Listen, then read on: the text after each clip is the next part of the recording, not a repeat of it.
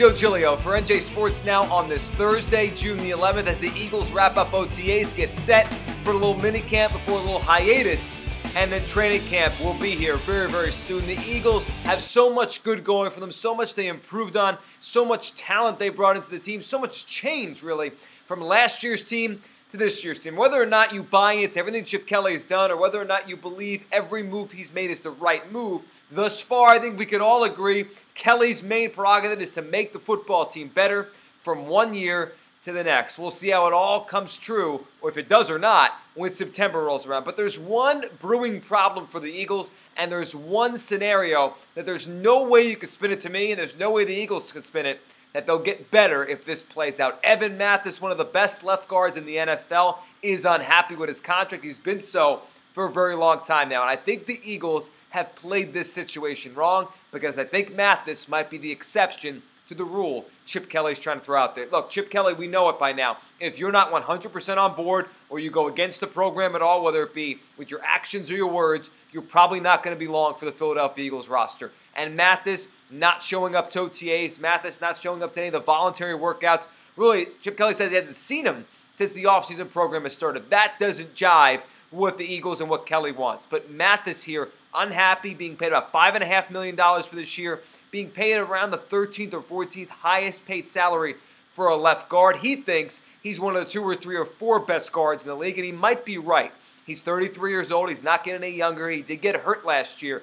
But for the Philadelphia Eagles, if they are going to put their best team forward in 2015, if they're going to take that next step and go from 10-6, 10-6, which they were in Kelly's first 2 years, and take one more step to the 11 or 12 win plateau and get back to serious January football, they need Mathis out there. And this is where the Eagles have to realize this, and this is where over the next 3, 4, 5 weeks, before we get close to training camp, the Eagles have to work something out with Evan Mathis. And I think Kelly, for all the conviction he needs to have in the way he does his business, and all the conviction he needs to have in the type of player, the type of person he wants in his organization, that here, in this situation, Mathis has to be the exception to the rule. And I think Kelly thus far has played it wrong. A couple months ago after the draft, he was asked about Evan Mathis, asked about the situation, and said basically Evan Mathis has been looking for a trade for 2 years, and they haven't received one phone call. Slandering the guy basically in public, saying he's not even as good as you think he is, because if he was,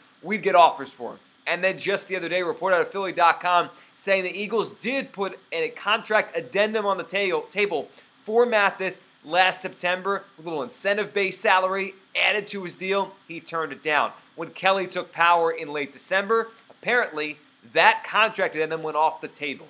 They have to make this marriage work. The Eagles went out there in the offseason and changed their football team. They now look to be, even with Sam Bradford trying to come back and try to show that form he used to have when he won a Heisman Trophy at Oklahoma, even with Bradford as the quarterback, they have a team that's built to run the football. They bring in DeMarco Murray. They bring in Ryan Matthews. They have Darren Sproles. And with Mathis, one of the best offensive lines in the NFL. Without him, depth has to start. There's very little depth behind the starters then.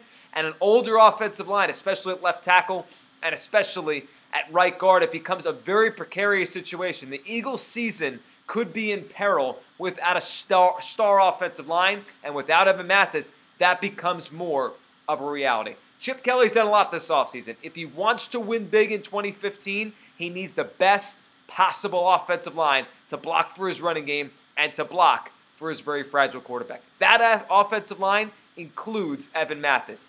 Get the deal done, figure it out, because if they lose Mathis, the chances of the Eagles becoming as good as they can be and reaching their potential goes down significantly. I'm Joe Giglio for NJ Sports Now.